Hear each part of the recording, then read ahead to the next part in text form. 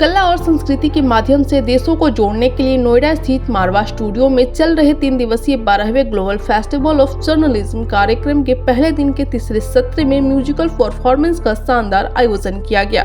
द्वीप प्रज्वलन और गणेश वंदना के साथ कार्यक्रम की शुरुआत हुई। कार्यक्रम में doctor Sandeep Marwah, festival president ICMEI, chancellor AFT university of media and art, संदू रुस्तुम बायो, एम्बेसडर ऑफ उज्बेकिस्तान, पेट्र सिजो, consultant general of the Russian Federation, बायोत्रा खमातोव, प्रोफेसर हिंदू और उर्दू उज्बेकिस्तान, अनिला सिंह, प्रवक्ता BJP, Nidhi Singh, anchor Bharat news ने अपनी गरिमामयी उपस्थिति दर्ज कराई। कार्यक्रम में उपस्थित सभी अतिथिगण को पुष्प गुच्छ देकर उनका स्वागत किया गया।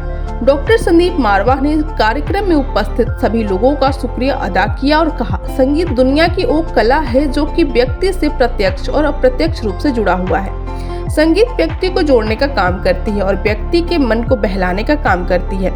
व्यक्ति भले ही कितना ही व्यस्त क्यों ना हो, लेकिन जब भी संगीत के मधुर सुन उसके कानों तक पहुंचते हैं तो उसका ध्यान संगीत की तरफ आकर्षित होता है। बता दें कि कार्यक्रम में उज्बेकिस्तान के दिलनोजा बाबेवा और उलुगबेक रजालिवे ने हिंदी गानों से महफिल में 4 चांद लगा दिए। साथ ही स्कूल ऑफ परफॉर्मिंग आर्ट्स के स्टूडेंट्स ने भी लगजा गले, मलंग, सजना जैसे गीतों को गाया और अपने गानों से सबका मन मोह लिया। कार्यक्रम में सभी अतिथिगण को डॉक्टर संदीप मारवा द्वारा फेस्टिवल मोमेंटो दिया गया। It was a fantastic event, and I would like to congratulate everyone here. I think everybody enjoyed this evening, and it was a variety of events. We've attended exhibition, designed exhibition, and of course this wonderful concert. And I would like to congratulate this institution, all of the hosts here, for this wonderful event that we had here today. And I would like to wish you great success, because I see this esteemed institution as a future of India is being made here. So I would like to congratulate everyone, and thank you so much. Thank you so much. So what message you want to give to the aspiring journalists? Well, the message is to work hard, of course, and it's a very tough competition nowadays, but everybody goes online. So my practical advice would be to utilize your potential in the online media, online platforms. Everything is about blogging now. Sir, as you said that upcoming days में sir क्या 12th global festival of journalism के आखिरी इस programme में पहले दिन के हम लोगों ने गीत और संगीत का कार्यक्रम रखा, और मुझे बड़ी खुशी है कि उज्बेकिस्तान से एक ग्रुप यहाँ पर पहुँचा है जिसने हिंदी फिल्मी गानों का यहाँ प्रदर्शन किया है। बेहतरीन खूबसूरत गाने और बहुत ही मज़ेदार तरीके से यहाँ प्रदर्शित किए गए हैं।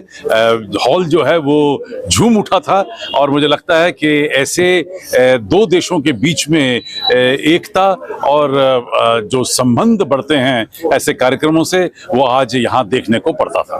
सर, आप कला और संस्कृति को हमेशा ही प्रोत्साहित करने के लिए चीजें करते हैं, तो इस बार अभी जो प्रोग्राम हुआ तो उसके लिए क्या कुछ कहना चाहेंगे आप? नहीं, ये बहुत बड़ा दिन है मेरे लिए, क्योंकि एक तो 12वां एडिशन है हमारे ग्लोबल फिल्म फेस्टिवल का, और ये सुबह से तांता लगा हुआ है, और विभिन्न देशों के राजदूत यहाँ पर बार बार किसी न किसी कार्यक्रम के उपलक्ष्य में पहुँच रहे हैं। आने वाले 2 दिनों में भी यही हाल होने वाला है, और रंगारंग कार्यक्रम जो हैं वो इसी तरह जर्नलिज्म फेस्टिवल के साथ भी जुड़े रहेंगे। आज इंटरनेशनल डे ऑफ जर्नलिज्म है, कल रेडियो डे है, और परसों वैलेंटाइंस डे है, और तीसरे दिन हम लोगों ने यहाँ पर फैशन शो का भी प्रदर्शन रखा हुआ है। मुझे उम्मीद है कि सारे कार्यक्रमों में हमारे सभी यहाँ पर आने वाले डेलीगेट्स अलग अलग देशों से, अलग अलग प्रदेशों से, और ख़ास तौर पे जो स्टूडेंट्स हैं वो पूरा आनंद लेंगे। युवा ऊर्जा हो तो वाइब्रेंट होगा ही होगा, ठीक है ना। ये 12th ग्लोबल फेस्टिवल है जर्नलिज्म का, और जर्नलिज्म पत्रकारिता जो है उसको चौथा स्तंभ कहा जाता है। और चौथा स्तंभ इसलिए कहा जाता है कि बाकी जो 3 स्तंभ हैं, अगर हम उनकी बात करते हैं, एग्जीक्यूटिव, जुडिशरी एंड लेजिस्लेचर, उसको अगर स्टेबलाइज करना है तो इसके लिए हमें पत्रकारिता, जर्नलिज्म की आवश्यकता पड़ती है, नहीं तो डेमोक्रेसी की कुर्सी डोल जाएगी। तो आप लोग वो लोग हो जो लोकतंत्र को स्थिरता देते हैं, तो अपना महत्व समझें। और हम सुनते हैं, आप अक्सर सुनते होंगे बहुत सारी चीज़ें गोदी मीडिया, कोई कहेगा भोगी मीडिया, ये अपमान है। मैं एक ही प्रकार की जर्नलिज्म को, पत्रकारिता को जानती हूँ, वो है Karm Yogi media. Ma'am any message for journalist students? देखिए, अगर मैं ये कहूँ कि पत्रकारिता जो आप लोगों ने चुनी है वो क्या है, मैं कहूँगी आप लोग जननायक हैं, जननायिका हैं। क्यों है? क्योंकि आप लोग समाज की बात सबसे सामने रखते हैं। आप लोग वकील हैं, समाज के वकील हैं, समाज की बात को रखते हैं और इतनी मजबूती से रखते हैं कि चाहे वो संसद हो, चाहे वो विधानसभा हो, चाहे वो कोर्ट कचहरी हो, सब हिल जाते हैं, मान जाते हैं पत्रकारों की, पत्रकारिता की बातों को। तो जिम्मेवारी बहुत बड़ी है, उस जिम्मेवारी को बहुत ही संजीदगी से निभाना चाहिए। और मैं ये कहती हूँ कि आप लोग रीढ़ की हड्डी हो, भविष्य हो भारत का, भारत का भाग्य आप लोगों पर टिका हुआ है। मजबूती से आगे बढ़ो और सच्चाई से काम करो। ओरिजिनल पत्रकार तो आपको पता होंगे ना, जर्नलिस्ट कौन थे बताइए? ओरिजिनल देवों के समय नारायण जी।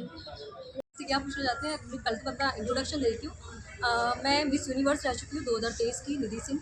और मैं 23 साल की उम्र में मैंने 660 अवार्ड अपने नाम कर चुकी हूँ और वर्ल्ड वुमेन राइट्स कमीशन की प्रेसिडेंट हूँ और अपनी इंडिया को रिप्रेजेंट करने के लिए जा रही हूँ। और साथ में आप लोगों की तरह ही जर्नलिस्ट हूँ, एज अ न्यूज़ एंकर हूँ अभी भारत 24 न्यूज़ चैनल की।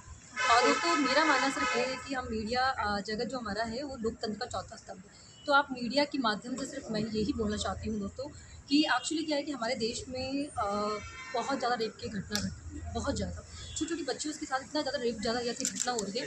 तो मुझे ऐसा लगा, मैंने राष्ट्रपति जी के सामने ये बात रखी है कि जो छोटी छोटी बच्चियाँ हैं हमारे स्कूल्स में पढ़ रही हैं, प्राइवेट स्कूल हो चाहे गवर्नमेंट स्कूल हो, कई स्कूल्स हैं, उन स्कूल्स में हमारी बच्चियाँ पढ़ रही हैं, उनको हम सेल्फ डिफेंस सिखाएं।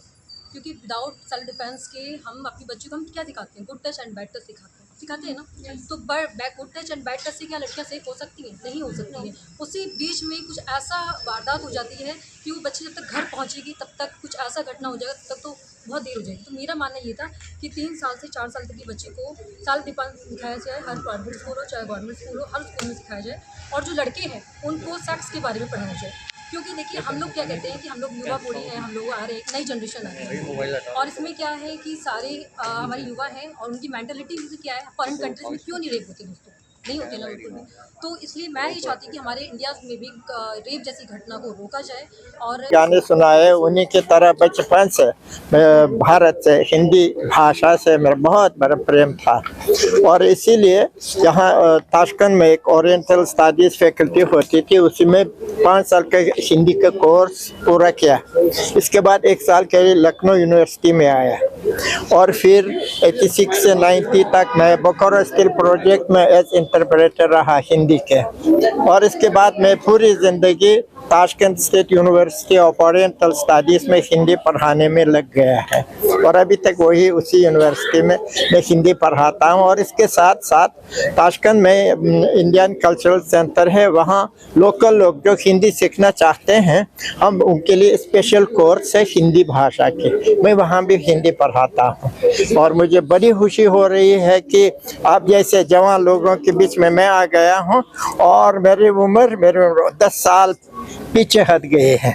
आप समझे, जितने मेरे उम्र है वो मैं 10 साल छोटा हो गया हूँ। आप सभी लोगों को बहुत बहुत धन्यवाद। क्योंकि कुछ लोग कहते थे कि जो पुरानी जो गाने हैं आजकल के जवान लोगों को इतना पसंद नहीं, मगर मैंने यहाँ देखा सुना है कि जो कभी उसको कहते हैं बोले बिसरे गीत कहते हैं, मगर वो ऐसे गीत नहीं है, वो जिंदा गीत है, वो हमेशा जिंदा रहेंगे। जैसे उज़्बेकिस्तान के किसी भी कोने में जाइए, किसी भी घर में जाइए, राज कपूर के आवारा